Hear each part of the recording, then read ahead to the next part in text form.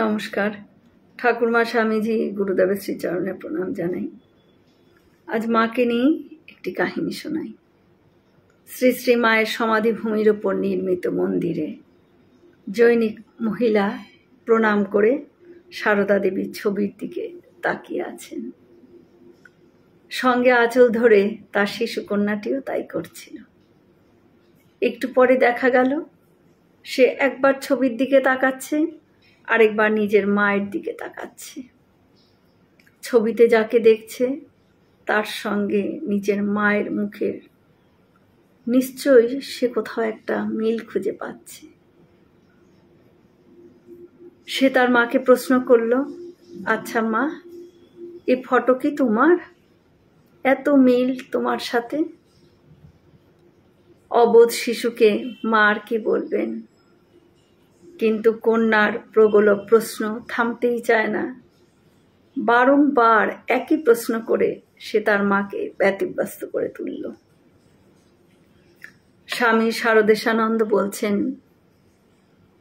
স্থূল দেহে যখন মা বর্তমান ছিলেন তখন তিনি ওই মন্দিরের অন্যতম সেবক ছিলেন। তার মনে হলো নিষ্পাপ শিশুটি মিথ্যা বলেনি। সে তার অজ্ঞাতসারে যথার্থ সত্যের উপরেই আলোকপাত করেছে। মন্দিরে স্থাপিত শ্রী মায়ের ছবিতে তার নিজের মায়ের ছবি বলেই মনে হয়েছে। শারদেশানন্দজি লিখেছেন, শিশুর স্বচ্ছ দৃষ্টিতে সত্য সত্যই উদ্ভাসিত।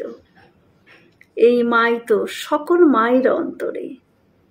বাস্তবিক শ্রীমা সারদা দেবী জগতের মা, জগৎ জননী। অপাবৃদ্ধ শিশুর দৃষ্টিতে সেই পরম সত্যটাই ধরা পড়েছে। শুধু তার মাই নয়, জগতের সকল মায়ের মুখেই ওই মায়ের মুখ বসানো হয়েছে। আবার ওই মায়ের মুখই সকল মায়ের মুখে প্রতিবিম্বিত।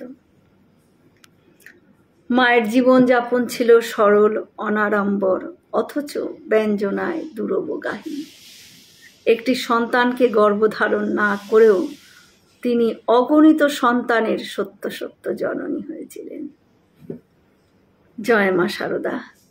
আমরা সকলে মিলে একসাথে বলি, জয় মহামায় কি জয়, জয় ভগবান শ্রী শ্রী রামকৃষ্ণ দেব কি জয়, জয় স্বামীজি মহারাজ জি কি জয়। হয়তো অনেক ভুল ত্রুটি হলো, ঠাকুর যেন আমায় ক্ষমা করে দেন। সকলে সুস্থ থাকবেন, আনন্দে থাকবেন। ঠাকুর মায়ের কৃপা দৃষ্টি সকলের ওপর বর্ষিত হোক। শুভরাত্রি।